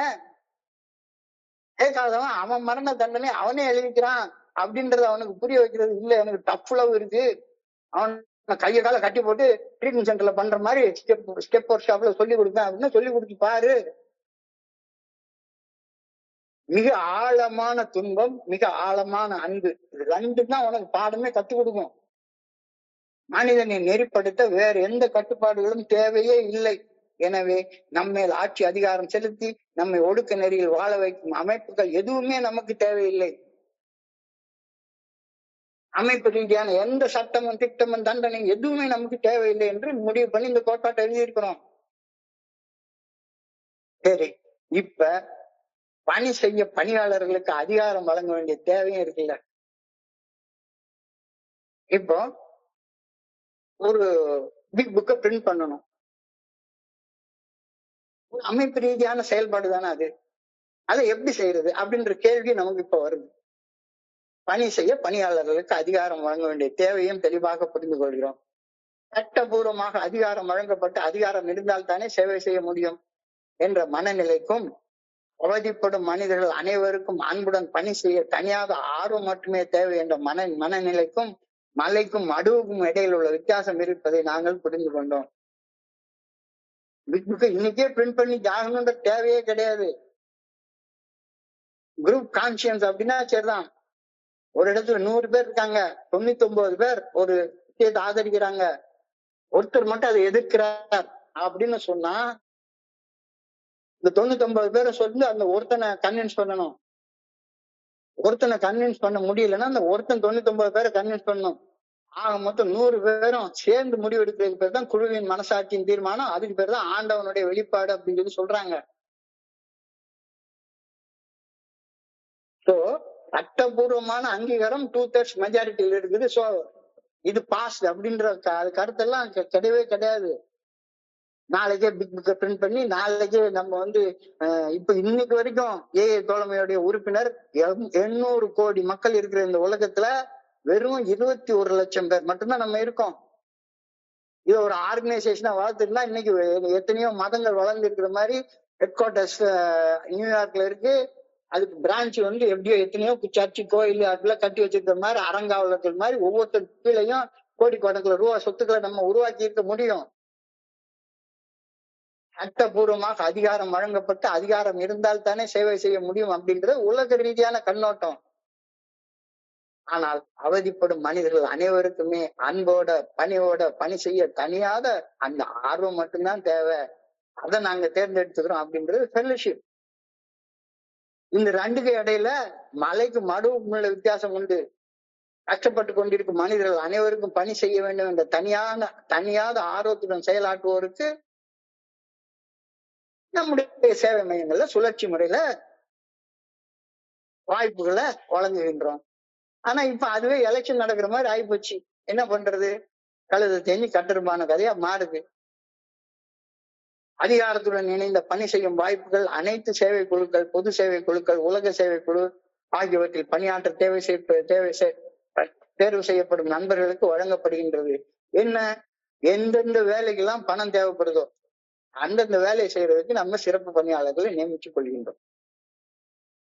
அது ஒரு ஒரு சின்ன குரூப்பா இருந்தாலும் சரிதான், சின்ன குரூப்பா இருந்தாலும் சரிதான். அந்த குரூப்போட அனிவர்சரி நடத்த போறாங்க. அந்த குரூப்போட அனிவர்சரி நடத்துறதுக்கு ஒரு 1 லட்சம் ரூபாய் பணம் தேவைப்படுது. ஒரு கல்யாண மண்டபத்துடைய வாடகை 25,000 ரூபாய், சாப்பாட்டுக்கு 50,000 ரூபாய், மைக்கு செட்டு, அந்த இந்த இதெல்லாம் இது நோட்டீஸ் கொடுக்கறது, வைக்கிறது, போறது, இதுக்கெல்லாம் இவ்வளவு செலவாகுது. 1 லட்சம் ரூபாய் பட்ஜெட் போட்டோம் அப்படின்னா அந்த 1 லட்சம் ரூபாய் பட்ஜெட்டை பணத்தை வரவு செலவு திட்டத்தை உருவாக்கி அதை பண்றதற்கு ஒரு கமிட்டியை நம்ம உண்டாக்கிக்கிறோம். அவ்வளவுதான். அந்த வேலை முடிஞ்சு போச்சுன்னா அவங்களுடைய வேலை முடிஞ்சு போச்சு. அந்த நேரத்துக்கு அவங்களுக்கு ஒரு அதிகாரத்தை வழங்கி கொடுத்துட்டோம். பொது சேவை மையங்கள் என்று அழைக்கப்படும் பல்வேறு சேவை மையங்கள் ஆரம்ப காலகட்டத்துல அமெரிக்காவில் கூட சுதந்திரமாக தீர்மானம் செய்யும் அமைப்புகளாக நிறுவப்பட்டன. ஆயினும் இன்னைக்கு அவை ஆற்றும் பணிக்கு முழு பொறுப்பேற்று தோழமையின் குழுக்களுக்கு பதில் கூற வேண்டிய கடமையை அத்தகைய இல்லாட்டி செய்யவே வேண்டாம், இல்ல செய்யலைன்னா உலகமே இருந்து போயிடும் அப்படின்றதெல்லாம் ஒண்ணுமே கிடையாது. ஏஏ தோழமை பரிந்துரைக்கக்கூடிய 12 படிகள் அடங்கிய மேற்படையும் செயல் திட்டம்ன்றது ஏஏ கண்டுபிடிச்சதுன்றது இல்ல, ஏஏ கடனை வாங்கினது. 2000 5000 வருஷங்களாக பெரிய பெரிய ஆன்மீகவாதிகள் சொன்ன வார்த்தைகள் தான் இது. பிரார்த்தனை மற்றும் தியானத்தின் மூலம் நாங்கள் புரிந்து கொண்ட இறைவனை உள்ளார்ந்து தொடர்ந்து வளர்த்து கொண்டோம் அப்படின்னும், எங்களுக்காக இறைவன் சித்தம் என்னவென்று அறிந்து கொள்ள வேண்டி அதை நிறைவேற்றும் சக்தியை கோரி பிரார்த்தித்தோம்ன்றது ஏஐ வழியா சொன்னோம். 5000 வருஷத்துக்கு முன்னாலேயே திருமூலரும் திருமந்திரமும் இங்க சொல்லிட்டு இல்லையா? இதெல்லாம் தெரிஞ்ச விஷயம்தான். இதை இன்னொரு தடவை பிரிண்ட் அடிச்சு கையில கொடுத்தாதான் எல்லாம் தப்பா என்னத்தையும் எழுதி அந்த நேரத்துக்கு போய் 2/3 மெஜாரிட்டியில நிறைவேற்றி, அப்படிப்பட்ட அவசரம் ஒன்றும் தேவையே கிடையாது அப்படின்றாரு. நீ யாருக்கு சேவை செய்யறதோ அவங்களுக்கு பதில் சொல்ல வேண்டியது உன்னுடைய கடமை. செய்யும் சேவைக்கு நேரடி பொறுப்பை நீ ஏற்றுக்கணும். அறங்காவலர்கள் கோட்பாடுகளின் பாதுகாவலர்கள், கஸ்டோடியன்ஸ் ஆஃப் ட்ரெடிஷன்ஸ். தெளிவாக இதை சொல்லியிருக்காங்க, தெளிவாக இதை சொல்லியிருக்காங்க.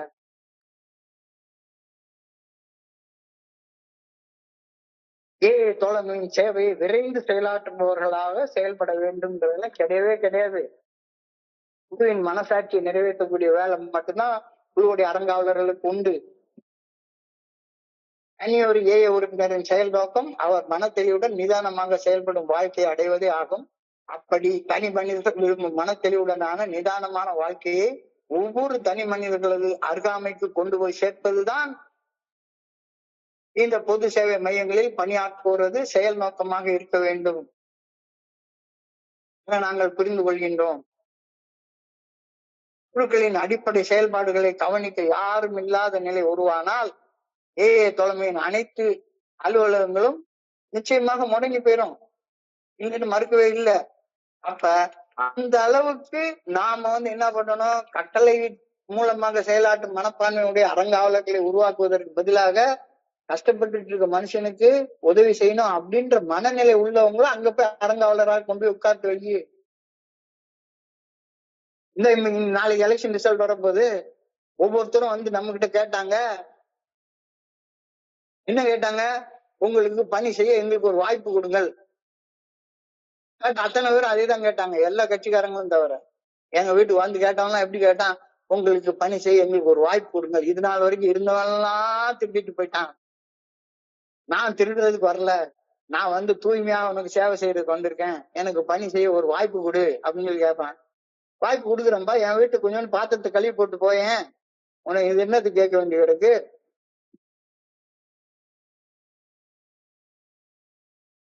அதாவது அவதிப்பட்டு கொண்டிருக்கும் மனிதர்களுக்கு சேவை செய்வது அதிகாரத்திற்காக அலைவது, ரெண்டு கேட்டல ஏகப்பட்ட வித்தியாசம் இருக்கு. நாம எல்லாருமே சாதாரண குடிகாரர்கள், ஆஸ்திக்கு அந்தஸ்துக்கு புகழுக்கு பணத்துக்கு அதிகாரத்துக்கு அலைஞ்சு தெரிஞ்சவங்க. நம்ம 15 வருஷமா அப்படித்தான் இருந்தோம். ஒவ்வொரு ட்ரெடிஷன் எழுதுறதுக்கு முன்னால கம்ஸ் ஆஃப் ஏஜ் படிச்சா போதும், எப்பாடியோ எவ்வளவு பெரிய கஷ்டத்துக்கு இடையில இவரெல்லாம் இவ்வளவு எழுதியிருக்காரு அப்படின்றது புரிய வருது.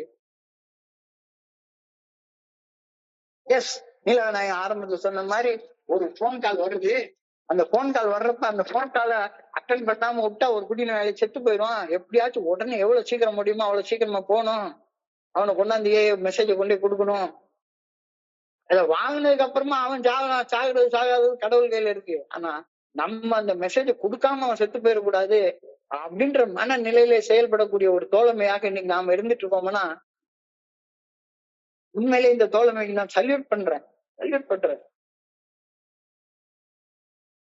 அதற்காக உருவாக்கப்பட்ட ஒரு அமைப்பு தான் இந்த அமைப்பு அப்படின்றது புரியுது. பணி செய்பவர்களுக்கு நேரடியாக பொறுப்பேற்கும் சேவை மையங்கள், அதுதான் inter group, general service office, delegates, inter group chairman, inter group secretary, அல்லது சாதாரண அனிவர்சரியை கொண்டாடுறதுக்காக நம்ம உருவாக்குற கமிட்டியுடைய சேர்மன், கமிட்டியுடைய ட்ரெஷரர், வேர்ல்ட் சர்வீஸ் ஆபீஸ்ல இருக்கக்கூடிய சேர்மன், ட்ரஸ்டி, செக்ரட்டரி, எல்லாருமே. இவங்க இல்லைன்னா நிச்சயமாக நீலவிநாயகம் சொன்ன மாதிரி இந்த பிளட் சர்க்குலேட் ஆகாது. ஆனா பிளட் சர்க்குலேட் ஆகணும் அப்படின்னா அதுக்கு அடிப்படை தேவை அதிகாரம் அல்ல பணிவு. ஏன் இன்னைக்கு எல்லா நாடுகள்லயும் பிளட் சர்க்குலேட் ஆகாம இன்னொருத்தனை சாவடிச்சுட்டே உட்கார்ந்து இருக்கிறான்? ஏன்னா அதிகாரம், பணிவு இல்லாத அதிகாரம். அது நமக்கு வேண்டாம் அப்படின்னு முடிவு எடுத்து நம்ம பண்றோம். தோழமை உயிர் துடிப்புடன் இயங்கியாக வேண்டும். அதே சமயம் அதிகாரம் ஆகியவற்றை, அதிகமான பொருள் அதிகாரம் ஆகியவற்றை செயல் நோக்கமாக கொண்டு இயங்குவது தோழமை தவிர்த்தும் ஆக வேண்டும். முதல்ல சொல்லிட்டாரு, தோழமையின் பணிகள் முடங்கி போய் நின்றுடுச்சுதானா நீலநாயகம் சொன்ன மாதிரி பிளட் சர்க்குலேஷன் நின்று போயிடும். அது பிளட் சர்க்குலேஷன் இருக்கணும், உண்மைதான், ரொம்ப முக்கியமானதுதான். அதே நேரத்துல பிளட் சர்க்குலேஷன் பம்ப் பண்ணணும் அப்படின்ட்டு கொண்டு போய் நம்ம என்னத்தையாவது தப்பா செய்ய போய் அதிகமான பொருள் அதிகாரம் ஆகியவற்றை ஈட்டுவதை செயல் நோக்கமாக கொண்டு ஏஏ தோழமை உறுப்பினர்கள் இயங்குவதை ஏஏ தோழமை தவிர்த்தாகவும் வேண்டும். ரெண்டு வேணும். நாம் ஆஸ்தி, பணம், அந்தஸ்து ஆகியவற்றை ஈட்டுவதை செயல் நோக்கமாக கொண்டு இயங்கும் பட்சத்தில் குடிநோயை குணப்படுத்துவதை தொழில் ரீதியாக செய்து வரும் பிற அமைப்புகள் நம்ம கூட போட்டி போட ஆரம்பிச்சிருவாங்க. போட்டி போறாம அது இது வர ஆரம்பிச்சிருவாங்க. இப்ப 9வது கோட்பாடு நமக்குன்னு ஒரு செயல் நோக்கம் ஒண்ணு இருக்கு. அந்த ஒரு நோக்கத்தை தவிர வேற எந்த நோக்கத்தையும் பத்தி இங்க பேசவே இல்லை அப்படின்றது தெளிவா தெரியுது. நமக்குன்னு ஒரே ஒரு சிங்கிள் டன் பர்பஸ் சொல்லிட்டாங்க.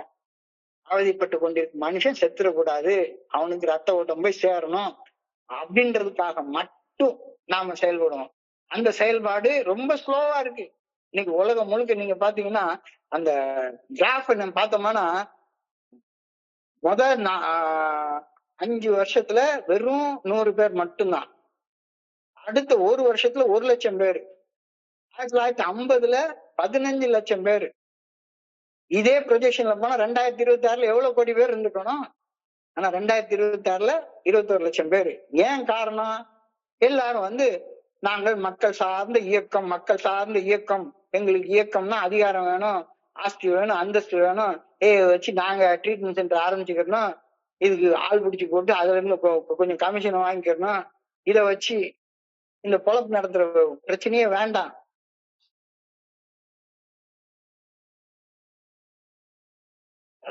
அழகா எழுதியிருக்கிற கோட்பாடுடைய கடைசி வார்த்தையில குடிநோயை குணப்படுத்துதலை தொழில் ரீதியாக செய்து வரும் பிற அமைப்புடன் நாம் போட்டி போட்டு செயல்பட தூண்டப்படலாம். அவங்க மூலமா நமக்கு ஆள் சேர்றாங்க அப்படின்னு அவங்க கூட சேர்ந்துகிட்டு நம்ம செயல்பட தூண்டப்படலாம். அன்றாட நடைமுறை செயல்பாடுகளை பற்றி மட்டுமே பேசுவதாக தோற்றம் தருகின்றது. ஆயினும் ஆழமாக நோக்குகையில் ஒரு முறைப்படி நிறுவப்பட்ட ஒரு அமைப்பின் கீழ் இயங்காத ஒரு தோழமை சமுதாயத்தை உருவாக்குவதே நம்முடைய செயல் நோக்கம்ன்றது இந்த கோட்பாடுல தெளிவா தெரியுது. மறுபடியும் வாசிக்கிறேன். பில்டப் இந்த வார்த்தையை ஏஏ தோழமையை ஒரு முறைப்படி நிறுவப்பட்ட ஒரு அமைப்பின் கீழ் இயங்காத ஒரு தோழமை குழுமமாக உருவாக்குவதே நம்முடைய செயல் நோக்கம் என்பதை இந்த 9வது கோட்பாடு அழுத்தம் திருத்தமாக கூறுகிறது என்பதை அறிய வரலாம். உண்மையான அன்பு, நட்பு, உணர்வால் மட்டுமே உந்தப்பட்டு பணி செய்வதை ஒரு தோழமையாக நாம தேர்வு செய்யறோம் அப்படின்ற கருத்தை தெளிவாக, ஆழமாக, அழகாக சொல்லியிருக்கிறாரு. ரொம்ப அழகாக சொல்லியிருக்கிறாரு. கம்ப்ளீட்டா இன்னைக்கு மட்டும் நான் என்னுடைய சொந்த கருத்து எதுவுமே சேர்க்கல. இது வரைக்கும் பேசினது எல்லாமே அப்படியே 12 and 12 புக்ல வரி வரி வரி வரி வரி வரி படிச்சுட்டே வந்திருக்கேன். ஒரு வார்த்தை கூட நான் என்னுடைய வார்த்தைன்னு சேர்க்கவே இல்லை. நீங்க வேணும்னா ரெஃபர் பண்ணி பாத்துங்க. எல்லா வார்த்தைகளும் அப்படியே 12 and 12ல இருக்கு. 12 and 12ல 9th ட்ரெடிஷன்ல இருக்கு. மறுபடியும் அதை சுருக்கமா சொல்றேன். ஏஏ தோழமைக்கு 9வது கோட்பாடு எழுதுற நேரத்துல AA as such ought never be organized.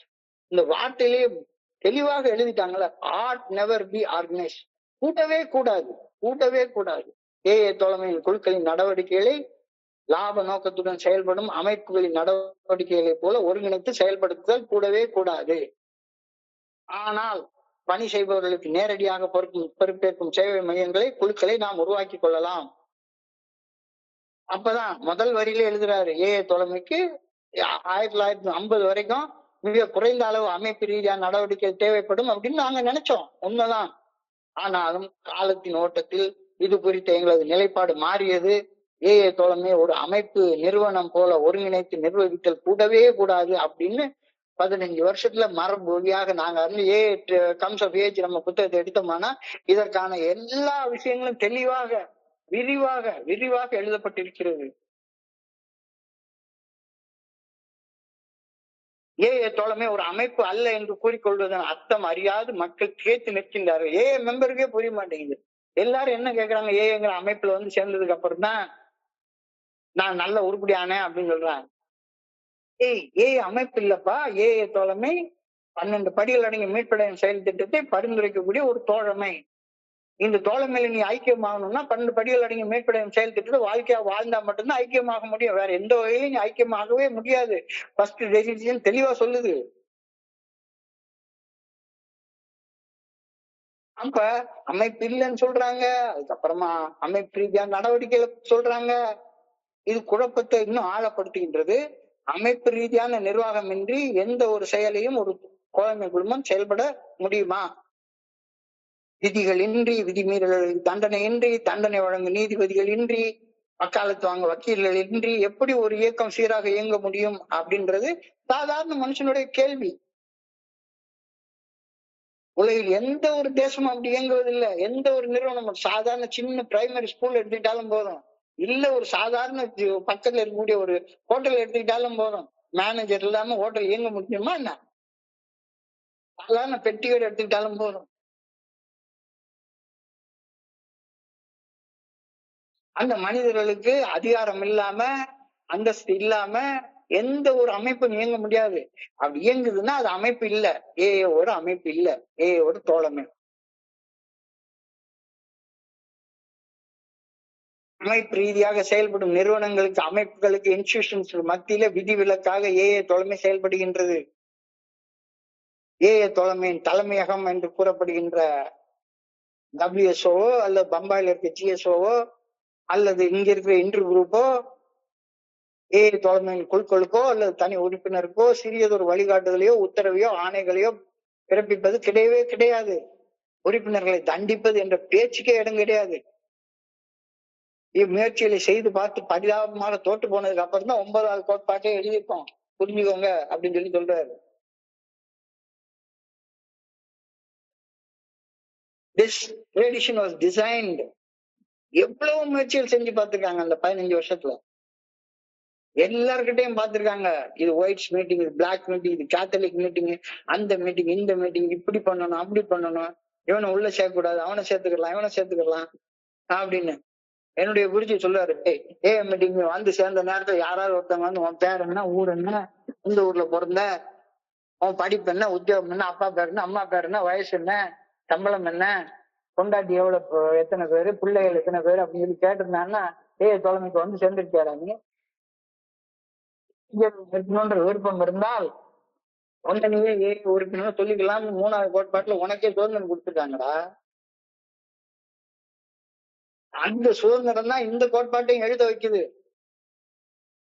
இதையெல்லாம் முயன்று பார்த்து மிக மோசமாக தோற்று போன பட்டறிவினால்தான், எக்ஸ்பீரியன்ஸாலதான், அனுபவத்தாலதான் இந்த கோட்பாட்டை நாங்கள் வடிவமைத்தோம்.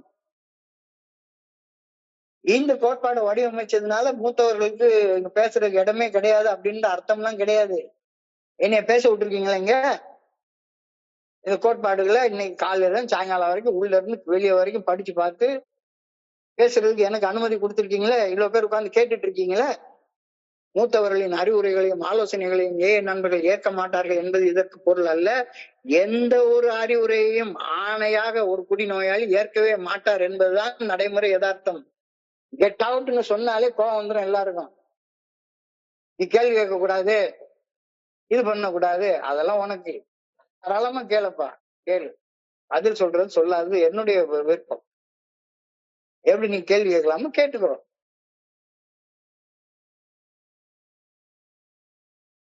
எந்த ஒரு அறிவுரையையும் ஆணையாக ஒரு குடிநோயாக ஏற்க மாட்டார் என்பதுவே நடைமுறை யதார்த்தம்.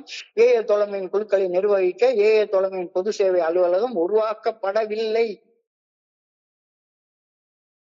தோழமையின் அறங்காவலர்களும் பிற டெலிகேட்ஸ் ஏகப்பட்ட தலைவர்கள் இருக்காங்க.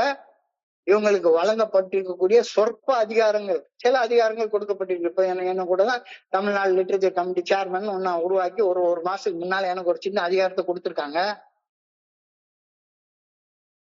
இந்த அதிகாரம் வந்து தோழமையின் குழுக்களை கட்டுப்படுத்தி செயல்படுத்துறதுக்காக கொடுக்கப்பட்ட அதிகாரமா? உன்னால முடிஞ்சா கொஞ்சம் புத்தகத்தை தமிழ்ல டிரான்ஸ்லேட் பண்ணி கொடுப்பா. அதுக்கெல்லாம் எலெக்ஷன்ல நின்னு வரணும் அப்படின்னு சொன்னா எலெக்ஷன்ல யாரையாவது நிறுத்தி எப்படியாச்சும் பண்ணீங்க. எலெக்ஷன்ல எல்லாம் நான் நிக்க மாட்டேன். ஓட்டு போட்டு அதிகாரம் வேணும்னா அந்த அதிகாரம் எனக்கு தேவையே கிடையாது. இப்ப இருக்கிற அதிகாரமே போதுமானது. நான் கடவுளுடைய சர்வெண்டா நான் இருந்துட்டு போறேன். இப்படி சொல்றப்பதான் மதவாதிகள் எல்லாம் கீழ்ப்படியாமே ஒரு புண்ணிய செயலாக மாற்ற இவர்கள் முயற்சிக்கின்றார்கள் என்று மதகுருமார்களும் இவர்கள் குழந்தைத்தனமாக செயல்படும் எதிர்மறைவாதிகள் என்று வளர்ந்து சமுதாயத்தில் உள்ள மருத்துவர்களும் இவர்களை புரிந்து கொள்ளவே முடியவில்லை. இவர்கள் புத்தி பேதளித்தவர்கள் என்று சாமானிய மக்களும் இக்கோட்பாட்டை கடைபிடிக்கும் எங்களை பற்றி புரிந்தார்கள். இவங்களுக்கு எல்லாம் புத்தியே கிடையாது, என்னடா இது ஆர்கனைசேஷன் இல்லையா, அதுக்குள்ளார உட்காந்து என்ன பண்ணிட்டு இருக்காங்க அப்படின்னு கேட்டாங்க. தோழமையில் இணையும் ஒரு நண்பர் 12 படிகள் அடங்கிய மீட்படையும் செயல் திட்டத்தை தன் வாழ்க்கை முறையாக கடைபிடிக்க தவறும் பட்சத்தில் தனது மரண தண்டனை தீர்ப்பை தானே எழுதி கொள்கின்றார் என்ற எங்களது கருத்தை யாருமே கவனிக்கல. உனக்கு நான் மரண தண்டனை தீர்ப்பு எழுதல, நீ இந்த கோட்பாட்டை மீறி செயல்பட்டா நீதான் உன்னுடைய மரண தண்டனை தீர்ப்பு எழுதிக்கிற, நீதான் எழுதிக்கிறோம். இந்த கோட்பாடு இல்லாமத்தான் உயிர் துடிப்போட இயங்கும் அப்படிங்கிற கருத்து தெளிவாக புரியுது. குடிநோய் அதிகாரத்தில் இருப்போர் வழங்கும் தண்டனை அல்ல, குடிநோய் ஆன்மீக தத்துவங்களுக்கு பணியாததால் விளைந்த மனச்சிதைவு ஆகும். யாராச்சும் ஒருத்தங்க குடிநோய் இல்லை நீங்க கஷ்டப்படணும்னு நமக்கு தண்டனை கொடுத்தாங்களா என்ன? ஆல்கஹாலிக் ஆகி வீடு சொத்து எல்லாத்தையும் இழந்து இது பண்ணணும்னு யாராச்சும் நமக்கு தண்டனை கொடுத்தாங்களா என்ன? குடிநோய் அதிகாரத்தில் இருப்போர் வழங்கும் தண்டனை அல்ல, குடிநோய் ஆன்மீக தத்துவங்களுக்கு பணியாததால் விளைந்த மனச்சிதைவு ஆகும். எழுந்து நின்று பில்டபிள்யூக்கு ஒரு சல்யூட் அடிக்கிறேன். ஏன்னா இந்த வார்த்தையெல்லாம் அவரை மாதிரி யாருமே எழுத முடியாது. அதை எழுதிட்டு அடுத்தது போறாரு. இது தனி மனிதர்களுக்கு பொருந்துவது போலவே தனி மனிதர்களின் இணைப்பால் உருவாகும் குழுக்களுக்கும் பொருந்தும். நீ போய் உட்கார்ந்து ஒரு குழுல இது நான் தனியா பிரிச்சுக்கிட்டு போறேன் அப்படின்னா நீ அழிகிறதோட உலகத்துல இருக்க எல்லாத்தையும் அழிய போற. எத்தனை பேர் உட்கார்ந்து நான் குழுவை பிரிச்சு வச்சு எத்தனை குழு வேணாலும் உருவாக்கப்பா, எவ்வளவு குழு வேணாலும் உருவாக்கு. பில்டபிள்யூ சொல்றாரு, எவ்வளவு குழு வேணாலும் உருவாக்கிக்கோ, எவ்வளவு குழு வேணாலும் உருவாக்கிக்கோ. 20 பேர் ஒரு இடத்துல மீட் பண்றதுக்கு பதிலாக 5 பேர் 4 இடத்துல மீட் பண்ணுங்க, 4 குழு ஆக்கிங்க, ஒன்னும் பிரச்சனை இல்லை. 50 பேர் மீட் பண்றீங்க, 10 பேர் 5 இடத்துல மீட் பண்ணுங்க, இன்னும் கொஞ்சம் நல்லா ஷேர் பண்ணிக்கலாம், வச்சுக்கலாம். 50 பேர் இருக்கிற மீட்டிங் எல்லாம் எனக்கு பெருசா இருக்கும்.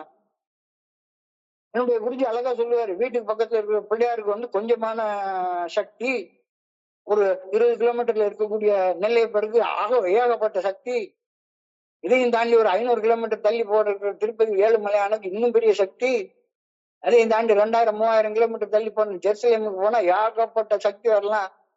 பக்கத்துல இருக்க பிள்ளையாருக்கு இருக்கிற அதே சக்தி தான் ஜெருசலேம்ல இருக்கிற ஆண்டவருக்கு இருக்கு. புரிஞ்சுக்கோ.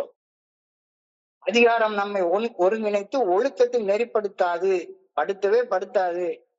நமது சக மனிதர்களை நேசித்து பணி செய்ய சட்டபூர்வமாக வழங்கப்படும் ஆட்சி அதிகாரம் எதுவுமே நமக்கு தேவையில்லை. கெட் அவுட்னு சொல்ற அதிகாரம் எவனுக்குமே கொடுக்கப்படல. பணி செய்ய அன்பு மனித நேயம் மட்டுமே போதுமானது.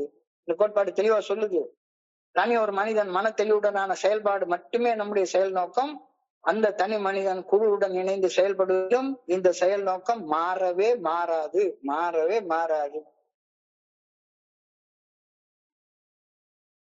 மறுபடியும் ரொம்ப அழகாக ஒரு பாயிண்ட் சொன்னாரு. பிளட் ஓடாம இயக்கம் நின்று போயிடும். தோழமை இயங்கியாக வேண்டும். செய்தி எடுத்துட்டு போகப்படலைன்னா தோழமையோட இயக்கம் நின்று போயிடும்.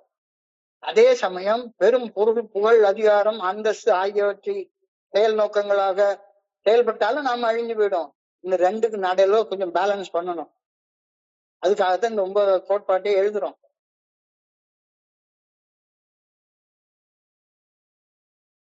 நமது அடிப்படை செயல் நோக்கத்திலிருந்து செயல்படும் பட்சத்தில் நம்மோடு இணைந்து செயல்படும் ஒரு தனி மனிதன் ஆன்மீகத்துல முன்னேறதை விட்டுட்டு அவன் உட்கார்ந்து நிர்வாக ரீதியாக ஏதாச்சும் ஒரு மினிட்ஸ் ஆஃப் மீட்டிங் எழுதிட்டே உட்கார்ந்துருப்பான். பிசினஸ் மீட்டிங் போட்டு, மினிட்ஸ் ஆஃப் மீட்டிங் போட்டு, அங்க போட்டு இங்க போட்டு பணம் கலெக்ட் பண்ணி அது பண்ணி இது பண்ணி அனிவர்சரி நடத்திட்டு அவன் நேரத்தையும் இதையும் வீணாக்கிட்டு உட்கார்ந்துருப்பான். நமது அடிப்படை நோக்கத்திலிருந்து விலகுவதை தவிர்த்துமாக வேண்டும். நாம் அடிப்படை செயல் நோக்கத்திலிருந்து விலகி செயல்படும் பட்சத்தில் நம்மோடு இணைந்து செயல்படும் தனி மனிதர்கள் ஆன்மீகத்தில் முன்னேறுவது மிகவும் தடைப்படும். மேலோட்டமாக நோக்குகையில் இந்த கோட்பாடு நமது அன்றாட செயல்பாட்டை பற்றி மட்டுமே பேசுவதாக தோன்றுகின்றது.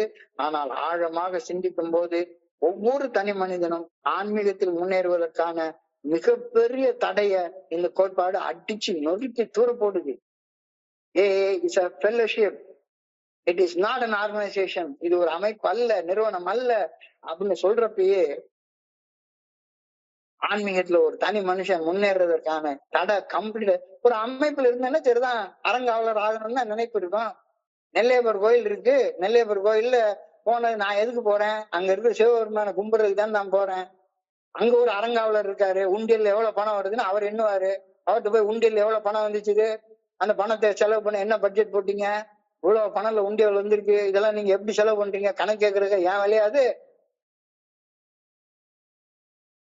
எனக்கு முடிஞ்சா 10 ரூபாய் உண்டியல்ல போடுறேன், 20 ரூபாய் உண்டியல்ல போடுறேன், 100 ரூபாய் உண்டியல்ல போடுறேன், சாமி கும்பிடுறேன், வந்து உட்காந்து 10 நிமிஷம் தியானம் பண்ணிட்டு என் பாட்டுக்கு அங்க கொடுக்குற புளியோதரையோ சுண்டரையோ சாப்பிட்டு வந்துடுறேன், அவ்வளவுதான். ஆழமாக சிந்திக்கையில் ஒவ்வொரு தனி மனிதனும் ஆன்மீகத்தில் முன்னேறுவதற்கான மிகப்பெரிய தடை இந்த 9வது கோட்பாட்டில் அடித்து நொறுக்கப்படுகின்றது. ஆன்மீக முன்னேற்றத்தை நீ டிட்டர்மின் பண்ணு. உன்னுடைய ஸ்பான்சர் எல்லாம் டிட்டர்மின் பண்ண மாட்டாரு. நீ அட்டன் பண்ற எந்த வகையான பயிற்சி பற்றையும் டிட்டர்மின் பண்ணவே பண்ணாது. ஆழமா படிச்சு பாரு, யோசிச்சு பாரு. ஒரு அமைப்பாக பணி செய்யாமல் உண்மையான அன்புடனும் மனித நேயத்துடன் பணி செய்வதை தேர்ந்தெடுக்க இந்த கோட்பாடு உன்னை அன்போட பணியோட ஐயா வாப்பா அப்படின்னு உன்னைய கைகூப்பி அழைக்கின்றது. சரி, இந்த கோட்பாடுல செய்ய வேண்டிய செயல் என்ன அப்படின்னு பாக்குறப்ப 2 செயல்களை செய்ய சொல்லிதான் அந்த கோட்பாடு அழைக்கிறதா நான் புரிஞ்சு கொள்றேன். ஒரு அமைப்புடன் இணைந்து பணி செய்வதை தவிர்த்து எனக்குள் உருவாகும் அன்புடனும் மனித நேயத்துடனும் பணி செய்வதை நான் தேர்ந்தெடுக்கின்றேனா? எவ்வளவுதான்.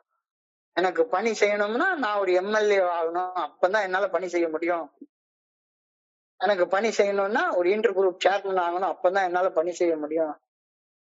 எனக்கு நல்லா பணி செய்யணும்னா நான் திருநெல்வேலி டிஸ்ட்ரிக்ட் கலெக்டர் ஆகணும், அப்பதான் பணி செய்ய முடியும். இந்த மனப்பான்மை இல்லாத மனுஷனே கிடையாது, எல்லாருக்கும் இருக்குது. அப்ப எனக்கு ஒரு அதிகாரம் கிடைச்சாதான் பணி செய்ய முடியும் அப்படின்ற எண்ணத்தை தவிர்த்து பணி செய்வதற்கு தேவைப்படுவது அன்பு மனித நேயம் மட்டும்தான். கஷ்டப்படுற மனுஷனை தனியா போய் பாரு, அவங்ககிட்ட உன்னுடைய அனுபவம் தெம்பு நம்பிக்கையை பகிர்ந்துக்கோ. அனுபவம் தெம்பு நம்பிக்கையை பகிர்ந்து கொள்வதற்கு என்ன தேவைப்படும்? அன்பு மனித நேயமும் மட்டும்தானே தேவைப்படும். அது தவிர வேற என்ன தேவை இருக்கு? இதைத்தான் இந்த கோட்பாடு செயலாக செய்ய சொல்லுது. ஒரு அமைப்புடன் இணைந்து பணி செய்வதை தவிர்த்து எனக்குள் உருவாகக்கூடிய அன்புடனும் மனித நேயத்துடனும் பணி செய்வதை நான் தேர்வு செய்கின்றேனா? இல்ல தனி மனுஷனாகலாம் என்னால எல்லாம் பணி செய்ய முடியாது, அப்படிதான் எனக்கு தோணுது. யாரு கூட சேர்ந்தாதான் எனக்கு அவங்க கொஞ்சம் ஒரு அதிகாரம் கொடுத்தாதான் என்னால பணி செய்ய முடியும், இல்லாட்டி போனா பணி செய்ய முடியாது. இல்லப்பா, அப்படி தேவையே கிடையாது. உனக்கு அப்படிப்பட்ட வாய்ப்பு வந்தா செய்யு. அது என்ன, சில சிறப்பு பணிகளை செய்யறதற்காக உனக்கு அந்த வாய்ப்பு உனக்கு இருந்ததுன்னா செய்யு. அதுக்கப்புறம் எலெக்ஷன்ல போய் நிக்காத, மாசுபடுத்தாத, களங்கப்படுத்தாத. 2வது செயல், என்னுடைய குடிநோய் ஆன்மீக தத்துவங்களுக்கு பணிந்து செயல்படாமையால் எனக்கு நானே விளைவித்துக் கொண்ட ஒரு தண்டனை, ஒரு குறைபாடு அப்படின்ற உண்மையை நீ புரிஞ்சுக்கிறியா? யாராச்சும் நீ குடிநோயாளியா போன உனக்கு சாபமா கொடுத்தாங்க? அல்ல ஆண்டவன் உனக்கு சாபம் கொடுத்தாரா? என்னுடைய குடிநோய் எப்படி வந்துச்சு? மனித அதிகாரத்தால் எனக்கு கிடைச்ச தண்டனையா என்ன? கிடையவே கிடையாது. என்னுடைய குடிநோய் ஆன்மீக தத்துவங்களுக்கு பணிந்து செயல்படாமையால் எனக்கு நானே விளைவித்துக் கொண்ட ஒரு குறைபாடு என்ற உண்மையை நான் புரிந்து கொள்கின்றேனா? இந்த 2 மட்டும் யோசிச்சு பாரு. பணி செய்யறதுக்கு தேவைன்னா அன்பு மனித நேயமும். அந்த அன்பு மனித நேயமும் உனக்கு எப்ப கிடைக்கும்? என்னுடைய அகங்காரத்தால கெட்டு குட்டிச்சவரான பொண்ணு யாரு என்ன அப்படி கெட்டு குட்டிச்சவரா போறதுக்கு ஒண்ணுமே செய்யல அப்படின்றத புரிஞ்சு கொண்டா போதும். ஒவ்வொரு கோட்பாட்டுக்கு ஒரு பிரார்த்தனை இருக்கு. அது மாதிரி இன்னைக்கு பில்டப்ல எழுதியிருக்க பிரார்த்தனை இந்த கோட்பாட்டுக்கு 9வது கோட்பாட்டுக்கு, அன்பான இறைவா, என் வாழ்க்கையில் உருவான குறைபாடுகள் அனைத்துமே அதிகார வர்க்கம் எனக்கு வழங்கிய தண்டனை அல்ல என்ற உண்மையையும், அக்குறைபாடுகள் உமது ஒழுக்கமான நல்ல ஒழுங்கான வழிகாட்டுதலுக்கு பணியாமல் செயல்பட்டதால் எனக்கு நானே உருவாக்கி கொண்டவை என்பதையும் புரிந்து கொள்ள எனக்கு உதவியர்களும். படைப்பனைத்திற்கும் பணி செய்ய எனக்கு தேவைப்படுவது அமைப்பு ரீதியாக வழங்கப்படும் அதிகாரங்கள் அல்ல என்பதையும், பணி செய்யும் அன்பும் மனித நேயமும் மட்டுமே தேவை என்பதை புரிந்து கொள்ளும் மனப்பக்குவத்தை அவனுக்கு அளித்தரலும். நன்றி இறைவா, நன்றி இறைவா, நன்றி இறைவா.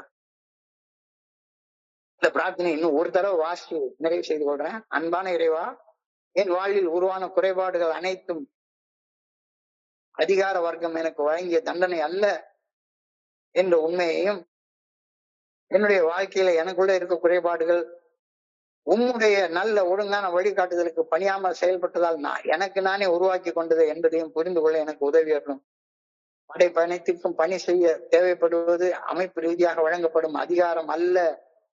படைப்பனைத்திற்கும் பணி செய்ய தேவைப்படுவது அமைப்பு ரீதியாக வழங்கப்படும் அதிகாரங்கள் அல்ல என்பதையும், பணி செய்ய அன்பு மனித நேயமும் மட்டுமே தேவை என்பதையும் புரிந்து கொள்ளும் மனப்பக்குவத்தை எனக்கு அளித்தரலும். நன்றி இறைவா, நன்றி இறைவா, நன்றி இறைவா.